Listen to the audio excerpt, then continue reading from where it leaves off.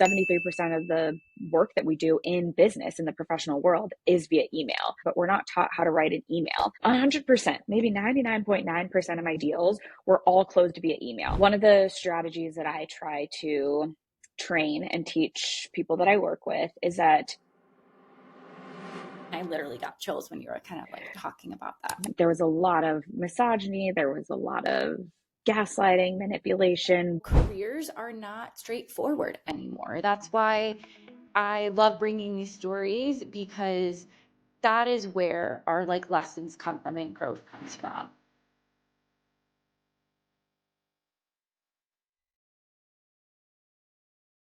Hi, Jenna. Thank you so much for being here this week with me. I'm so excited to have you.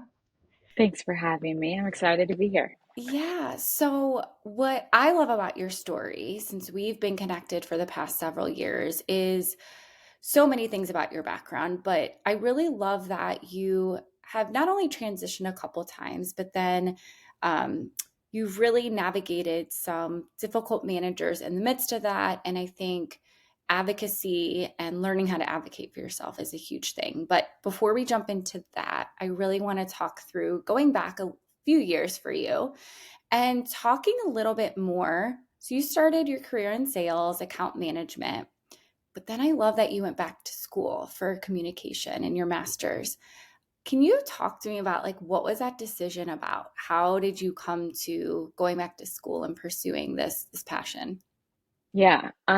So first I'll definitely put a good name to all communication majors out there, because I think that communication majors get a really bad rep, or it's, the major that you pursue and you don't necessarily know what you want to do. And while that may be true, I also think that communication is just such a strong skill set to have no matter the industry that you go in. It's such a solid foundation, and it's one of those quote unquote soft skills that actually translates into hard skills and results. I studied communication in my undergrad with a focus on civil communication in the workplace, because I realized that throughout the jobs that I had had in undergrad, whether it was being a sales intern for the Harlem Globetrotters or working at a law office, or even I worked at Sprinkles Cupcakes, or I was like selling cupcakes. When you put titles and hierarchies and pay scales, um, when you put those up, it's really hard to like be yourself and have these conversations in the workplace. So I actually started studying that in undergrad, and then I moved to Chicago, started working in corporate, and was thrown into the toxic world of corporate America, where I was, 22 years old, working with much older men, much older clients. There was a lot of misogyny. There was a lot of gaslighting, manipulation, weird, just, the environments that you've worked in probably in your career, where you've experienced that. And I was like, okay, so I recognize this just even being an undergrad, working, part-time positions. And now that I'm full-time, I realized that this was a much bigger problem, but I also thought that civil communication and communicating effectively could be a massive tool, to help mitigate those toxic cultures and like create those belonging and productive cultures. So that's actually why I decided to go back and get my master's in communication. So I doubled down in communication. It was more so focused on business communication, and that's what springboarded career civility. So I graduated, I used the master's program and the capstone to essentially create career civility upon graduation. That was how I launched the business. Okay. I love that so much. I've known you for years and never knew how it came about. Yeah. Well, walk me through then. So it's 2019 when you graduated with your master's, Yep. Yep. and you Yep. were still also navigating being in a corporate setting, working full time as well. Yep. Yep. Yeah. So I decided to go back to get my master's when I was still working. And it was when I was working in tech that I went back to get my master's. So I was working full time in sales. It was on the account management side of the house. And I went to school every Saturday. So it was where I was working full time, going to school full time. And it was really cool because what I was learning on Saturdays, I was able to directly implement Sure. with my clients, with my team that following week. So it was a practice of learning, but then also implementing. I was only an individual contributor at the time, so I definitely had some limitations. After I graduated, when I was still working full time, then I started doing work through Career Civility, where again, I was able to take what I was learning in corporate, influence what I was doing as a small business owner, and vice versa. That's so fascinating. And I think like it's amazing because if you think about it, all of these professionals, you know, we're in the workforce and you get handed no tools about communication. Yeah. You literally are like, here you go, here's your major, and you jump into marketing, sales, like finance, all these different areas that you have no tools how to navigate. And as you said, you started like implementing what you were learning in the workplace.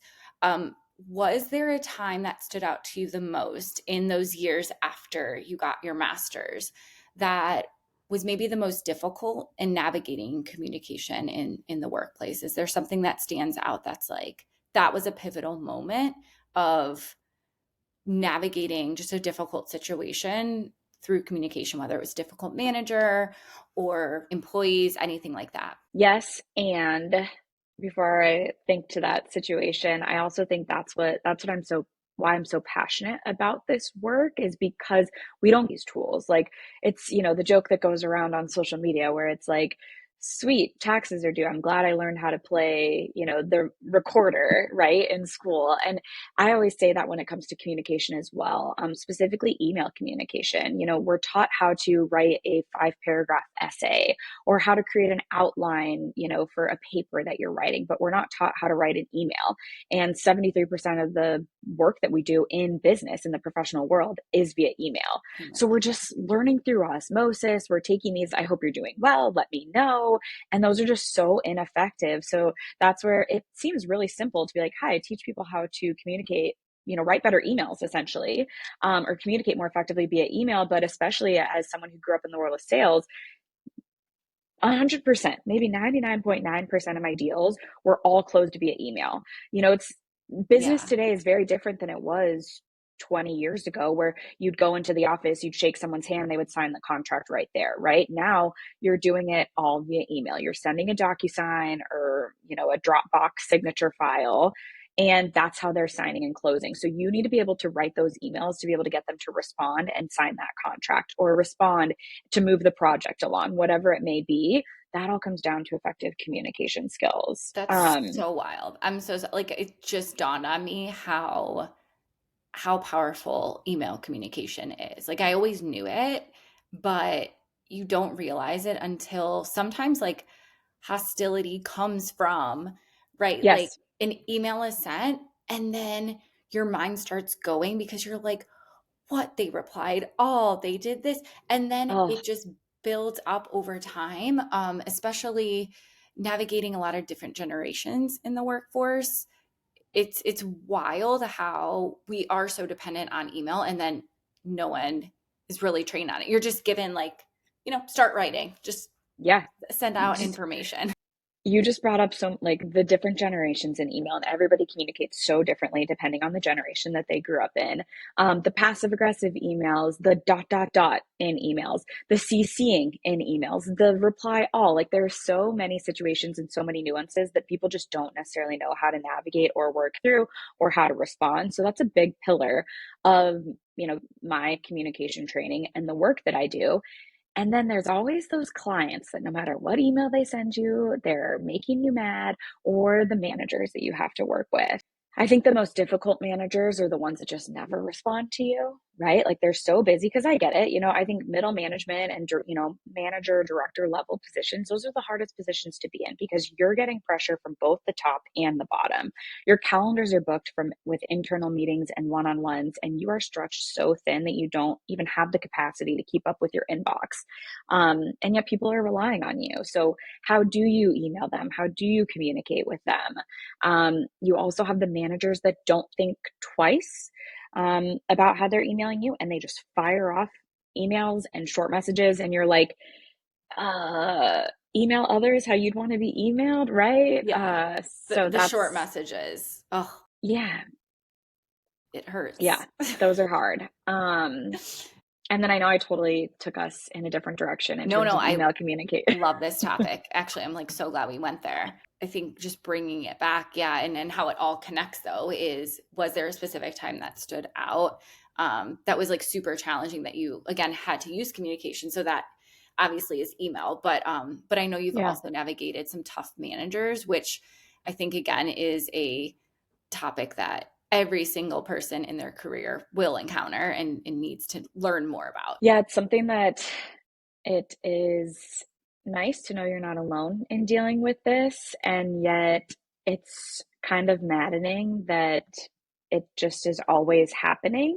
So every Monday I do this like question box on my Instagram stories where I'm like, what emails or situations can I help you with? And without a doubt, there's always a micromanaging manager, a manager who never shows up to one-on-ones, or just, the theme is difficult managers, right? Um, and I think what's really hard about being in that position is, what do you say? Because at the end of the day, I think it's like, how do you stand up for yourself, right? So, how do you Yeah. stand up for yourself? Do you call them out for it? But you also don't want to put a target on your back, because once they see you as, defensive or against them, a competitor essentially, it's really hard to come back from that. So, how do you productively move through that? And I think one of the strategies that I try to train and teach people that I work with is that if you can always communicate the goal as to why you need this information from them or why you're giving this feedback, it puts the conversation in shared language as your manager. So, for example, if your manager is never showing up to a one-on-one, or I've worked with managers who are just like always combating ideas. They're like, I welcome any new ideas, like give me feedback. I only know what I know, and that's why I'm hiring you, so that way we can get your feedback, right? And then they don't show up to one-on-ones, and then you raise your hand and you give an idea and they're like, nah. Yeah. Like, okay, I'll That's just not how we do things here. oh yes, yeah, some reasoning for that. So what I try to teach people on, if it's, a manager not showing up to a one-on-one, hey, the reason that I need this time carved out in the calendar is that we can work through XYZ challenges, problems, talking points that the clients are bringing up. Always bring it back to the reason and how it results to the goals of the business. Hey, the reason that I think that this idea could be a successful or productive idea is because your ultimate goal as CEO, CFO, COO is to attract new clients, retain revenue. And this is our challenge, and this is how this idea is an alternative solution here. So, being able to identify the problem, not showing up to meetings, not taking my ideas, being able to relate it back to the goals of the business. You want to attract more clients. We have a problem with this client right now. And then saying, I need you on this one on one because that's how we're going to solve this problem. Or we need to try this idea because nothing else has worked, or because this is a way to retain these clients. Yeah, that approach is gold because I actually have experiences from like being in the HR side, right? Where employees come to me and they're very heightened. So emotion takes over a lot of times. It's that like amygdala hijack if you want to get like, into the weeds, but that emotion takes over and you're like, what is going on? My manager is just disrespecting me. And you get all in your head. And I think that is so ideal because it takes emotion out of it and it's just like focus on the business. Because when you move into a business focused approach versus like your own agenda and emotions, and rightfully so, you're like allowed to feel that way, Yeah. Yeah. but you can't bring that into the discussion. And I think so many of us aren't taught how to approach it. So you just show up. What happens is you either show up and you either freeze or you either spew out like all of your emotions, which a manager just isn't going to care about because they're like, how does that relate to the business and what you're doing? Or you're going to go on like the defensive side. And Yeah. so Yeah. it's such a great approach that, I mean, again, like we need to be taught this like very, very early on. So I see a class in your future of being a professor for sure. Well, that's also why I like partnering with you too to bring in like that amygdala hijack. Like that's exactly what happens. And Yeah. and the interesting part is, I'm a big advocate for like bring your humanity into the workplace. Like gone are the days where like you clock in, you're in work mode, you clock out, you go home. Like our the lines are so blurred these days. I think candidly they always have been because you've all like your identity has needed to be that company. But even more so today with work from home and people are working in their bedrooms, people are working at their kitchen tables. So the lines are very blurred. And so I think it's okay to bring your humanity and your personality into the workplace as long as you're harnessing that productively. So to your point about that, freeze, defensiveness, or you're just like over, I don't want to say overreacting because that's discounting what's going on.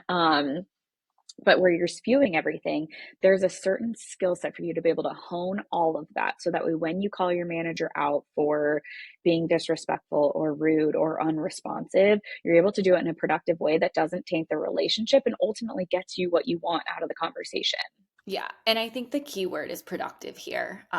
Spot on of what you're talking about. It's not that you can't bring those emotions in, but you just need to be productive. So, Exactly. um, I want to segue really quick because obviously we can dig into this topic forever. But there's so much wisdom here, and this is why I love talking with you.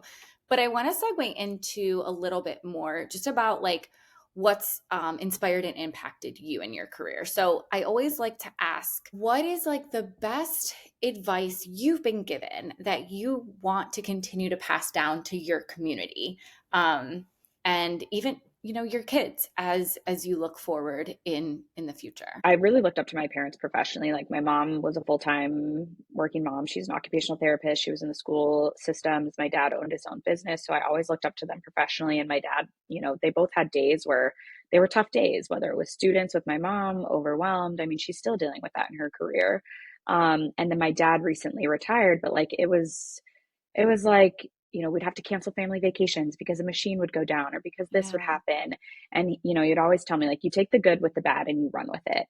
And I think that I have a trait in me that is like, if you watch me, right? Like if you do me wrong or if I experience these toxic places, like I use that as fuel. And so I think that, you take the good with the bad and you run with it. Like I've had plenty of bad workplaces, and yet I'm someone that just like turns that into good. It turned, that's why I went back to get my master's. So that way I don't have to be working for someone and I can start my own business and I can change the trajectory of the workplace. I just, got these like cards and it says, "Thank you for supporting Career Civility, a woman owned business on a mission to make the workplace better for those who come after us." Because now that I've had all these toxic experiences, I'm like, I'll be damned if my daughter inherits the same workplace I did. Um, so I think, taking the good with the bad and running with it, there's so much, like, I think about Brene Brown, clear is kind. I think of Kim Scott of Radical Candor. In order to challenge directly, you have to care personally. Yeah, there's a lot of good advice that I've been able to take. And I do think that it has propelled me in this journey of like redefining what success looks like, especially in this season of life. And then also just like career success too. It doesn't have to be that traditional corporate ladder, if you will. Yeah. The best advice too, I think, comes from my dad too. He always said like the best opportunities are when you've been backed up against a wall and it's like so challenging to push out. He always told me that. He's like, when you're backed up against the wall, and I never like understood what he meant. He would say that in life for me when I was like younger. And then as I got older, I'm like, oh yeah, like when you're up against the wall and you're like, no, and I'm gonna like push through this. So Yeah. um I love it. It's just like, parents can sometimes at the time when you're younger, you're like, Yeah. okay, whatever you say, but now it hits way different. And I literally got chills when you were kind of like talking about that. Dad always used to play I played soccer growing up, and he would always play two songs on the way to games. The one was Tub Thumping by Chumbawamba. I Yeah. get knocked down, but Yeah. I get up again. So that's one that he was thinking more so like physically get knocked down in a game. But now in life, I'm like, yeah, that applies. Yeah. And then the Eminem "Lose Yourself" song, lose yourself in the music, the moment. So good. This is everything you ever wanted. So like, I think that those two they applied to sports growing up, but I also think they apply to like just business and life in general. And he was always the one that I would call whenever I had a horrible day, you know? And so, like, as long as you have someone to vent to, I think that's the other thing that people need. Like, people need a safe space. That's why I'm so excited about this podcast. Like, people need a safe space to be able to vent about what's going on in the workplace without feeling crazy, without being worried that they're going to get fired.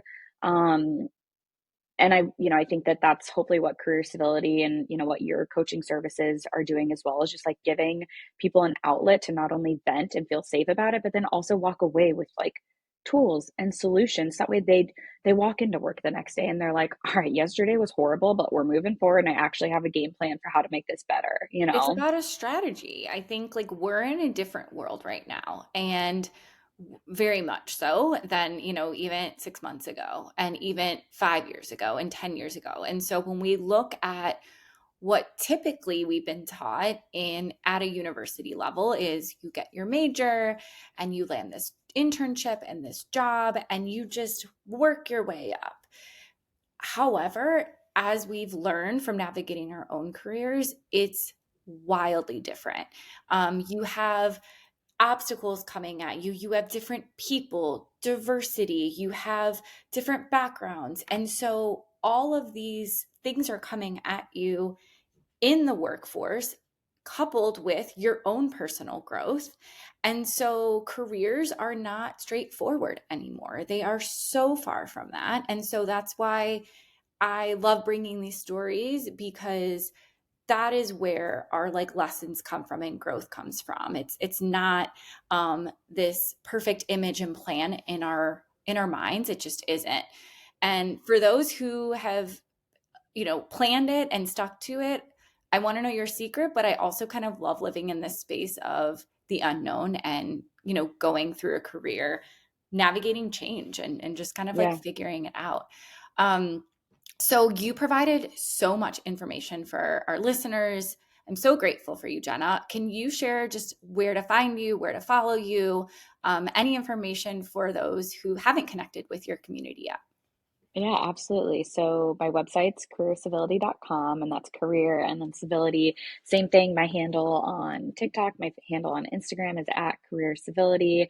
I do workshops, so I can help your organizations if you're a people leader, or you're um, a co-lead of an employee resource group, or you're hosting a team offsite. I do workshops on topics all across the board, from email communication to intergenerational communication, feedback, resolving conflict. I also have digital courses as well. So that way, if you have a younger, a more green workforce, and you want to teach them how to write emails, they can do self-paced learning through my Email Tip Academy. I also have a Worth at Work course that helps people communicate more effectively in the workplace through boundaries, through clarifying expectations. So there's a multitude of ways that we can work together. You can always subscribe to my weekly newsletter to get free content to learn a little bit more about the work that I do.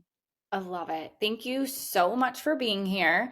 Yeah. And listeners, I know are going to just continue to follow you. And I've known you for years, and I still learn so much with you every time. So please, please go follow Jenna and work with her. So thank you so much for stopping by Break Room. We'll see you next week.